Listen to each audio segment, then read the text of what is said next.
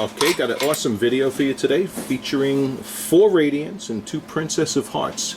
First, we're going to go through each of the radiants because we've located what is perhaps the cream of the crop on paper with regards to radiant cuts. All of them are right in the vicinity of a ratio between 118 to 122 to 1.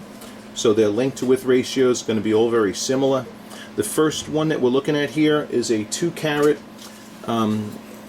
All of them also between 2 carats and 2.10. The first one in the lineup here is a 2 carat EVS2. Okay, and just going to point out some things to you here. You'll notice a distinct bright area across in the table, right smack in the table. Some good brightness and contrast down the crown facets. Right over here, see, right under the table facet, around the perimeter of the table facet, you do have some crushed ice going on, which is inevitable and unavoidable in radiant cuts. Okay, radiant cuts are either going to be bright crushed ice or watery crushed ice. This is like, you know, of the best that are out there. Okay, the next one that we're looking at is another 2 carat, is an FVS1. Okay, and between the two of them, you know, this one has more of the crushed ice effect going on. This is absolutely a brighter radiant than this one. So between those two, my pick would be for that EVS2 first. Okay. The next one in the lineup happens to be a GVS2. Not particularly thrilled with that one. Again, just, you know, radiant cut diamonds, even when you pick them with the best table depth combinations, here's just a great example of different types of appearance you can get within radiant cut. All right, and why I'm generally not always thrilled with them. They're just so unpredictable. All right, and then radiant cut number 4. Okay, this one also happens to be you know, one of the better of the radiant cuts as well, and is another 2 carat and is another GVS2. All right, so what I wanted to do before we introduce the Princess of Hearts diamonds was kind of boil down which radiant cuts were the best looking within this batch. So you know what, I'm going to do a little process of elimination for you. This is assuming you agree with my opinion. I'm going to put that first radiant cut right next to the last radiant cut, and I'm going to put the other, so I'm just going to reverse the order here a bit. Okay. So these here are the 2 radiants that are the most attractive for the radiant cuts that we've acquired. All right. Now, I'm going to introduce the Princess of Hearts.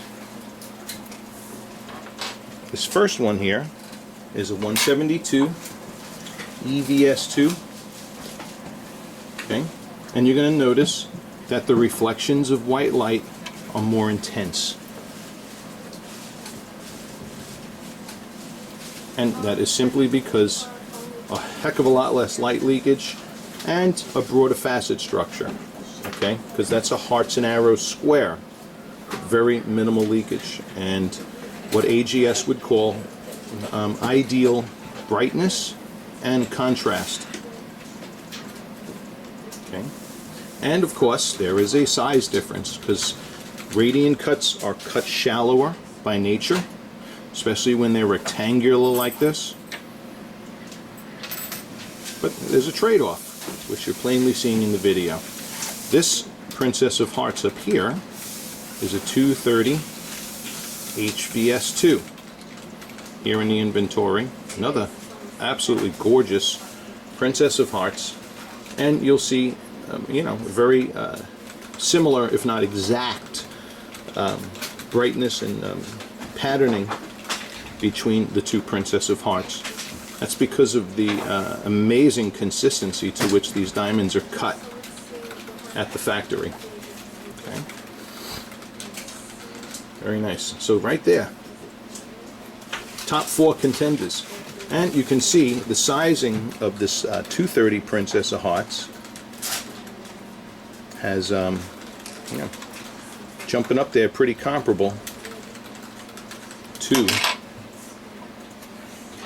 those Radiants, albeit it doesn't have the length to width ratio, of course. Okay, we're going to take a look at fire and sparkle in all of these now. Okay, now this diamond on the left is the second diamond that was in the first part of this video. That's the FVS1. Okay, and radiant cuts emphasize many teeny tiny dots of light. You'll get some little flash there, fire like you're seeing happening down in the corner there. Okay, this is the first GVS2 that we looked at. Remember, I rearranged the order of these radiant cuts. All right. Again, many teeny tiny dots of light. One or two big flashes there. Here is the other 2 radiant cuts, which you can see are more lively, okay, than the first 2. Okay. Does Johnny know how to pick them or what? Whoa. Okay. That there is glare in the one on the far left, so don't mistake that for internal brilliance. Okay? Don't let yourself get tricked by that. Okay, so clearly these are the 2 best radiant cuts in the world of radiant cuts as far as what we've called in.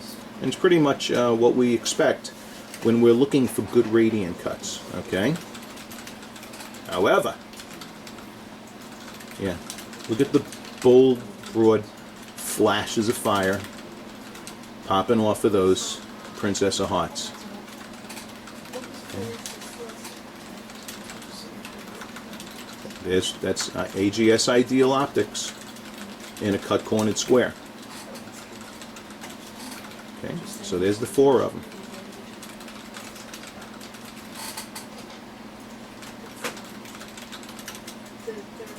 All right, gonna have a little fun with the stronger spotlighting now, and show you in the my spotlighting on steroids now.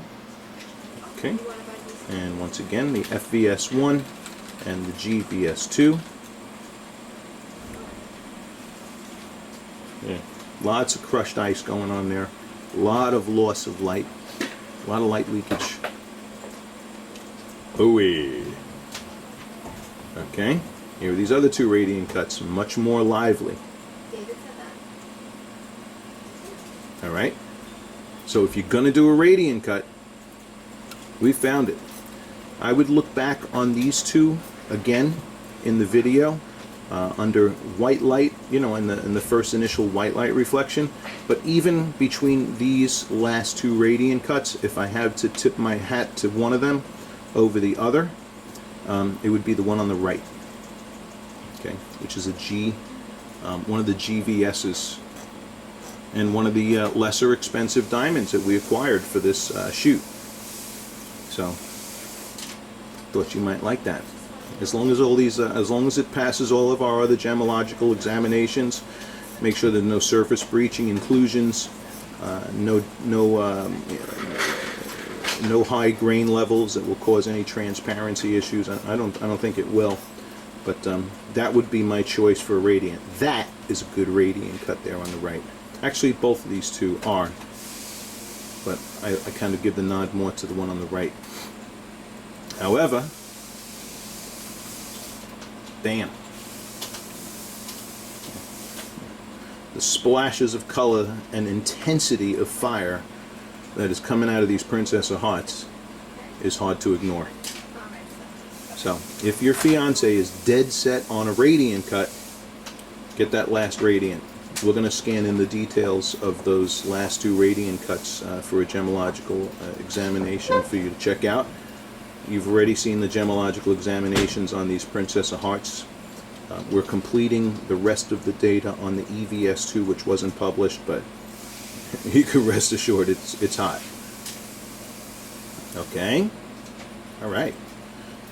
I could really end this now and wrap it up, but we're going to have just a little bit more fun and bring these by the window. Beautiful.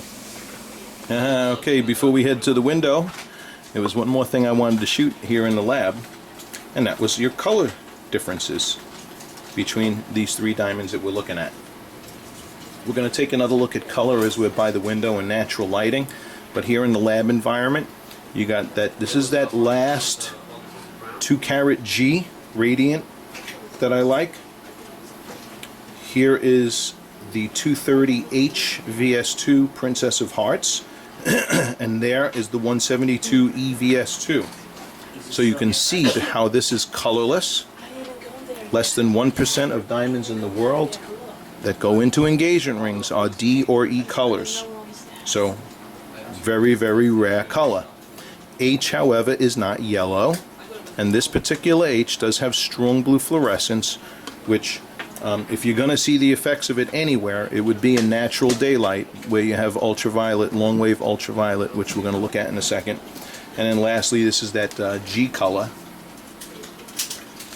which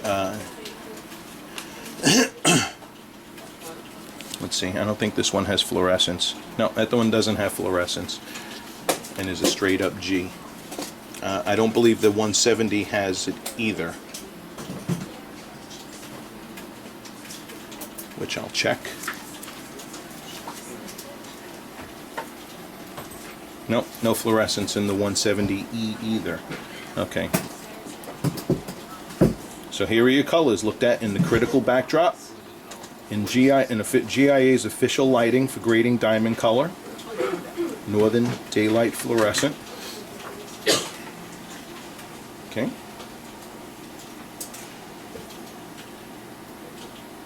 Just for fun, put them face up.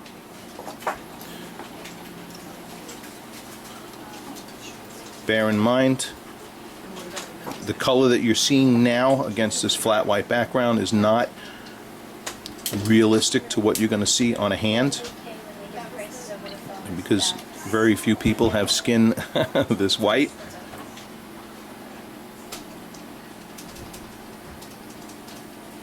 Okay.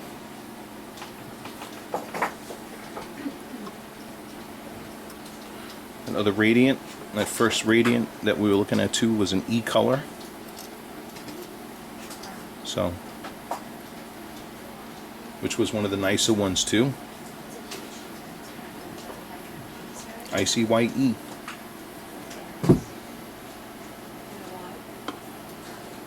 All right.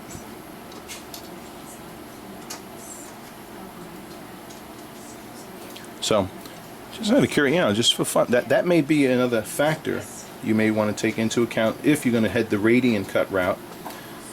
Because while I did give the slight nod to the second radiant, that GVS2, with regards to optics, this E was that close second.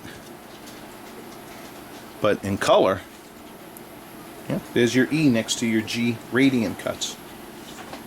Okay, which you can see the difference in. You can see it right there, just like that. All right, off to the window. All right, first part of this video here by the window, we're looking at the 172 EVS2 Princess of Hearts versus the 230 HVS2 Princess of Hearts. And I'm holding in my hands. Okay, and you know, optics face up gorgeous, of course. If you've seen any videos with Princess of Hearts, you kind of know what to expect here. Absolutely beautiful, and are mimicking the optics that we see in the rarest rounds, but in a cut-cornered square radiant cut. All right. Now, if you're going to see any color differences, right here on the profile view is where you'd see them. Okay, and I can see it. Okay, but face up, I'd be very hard pressed. And here in natural daylight, we're not getting any blue haze or any milkiness in this Princess of Hearts in the 230. Nope, nope, nope. It's beautiful, beautifully transparent. If it had any haze, I wouldn't have bought it, period. Any over blue or anything like that. So completely safe there. Let me bring up now the radiance, and we're going to look at the radiance alongside of this 230, because I have a gut feeling you're leaning in that direction there. All right, so hold on. Let me go grab that. Okay. And now here is this first radiant here. This is that the one that was the EVS2. Okay, and look at that. That's, yeah. Insofar as radiants go, that's a good-looking radiant.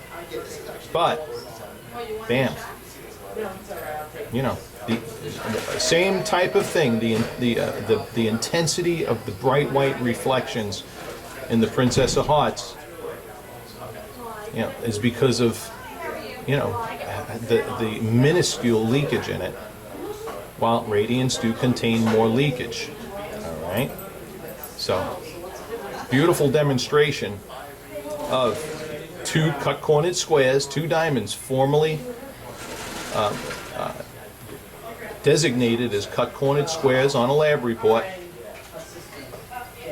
but completely different optics. Okay.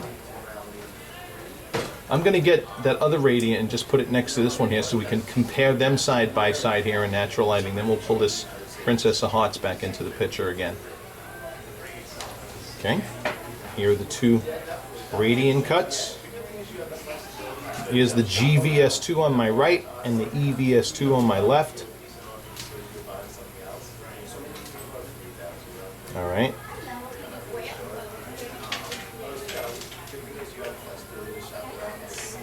And I believe I still hold to my original opinion here. So I'm not seeing any change of opinion in this lighting between the two.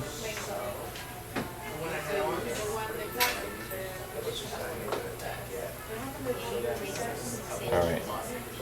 Now I'm going to leave out this radiant cut on my right, the GVS2, and put it next to the Princess of Hearts. Okay.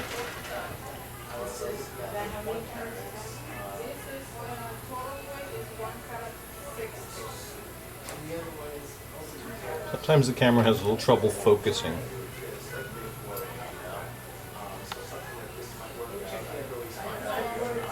Trying to get those in good focus for you. Yep.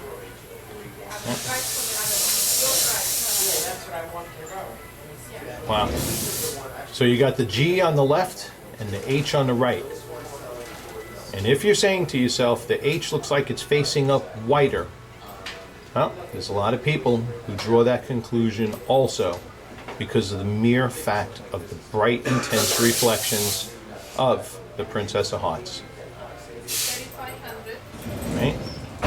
But if she likes radiant, if she's insistent on rectangular radiant, that's the ticket.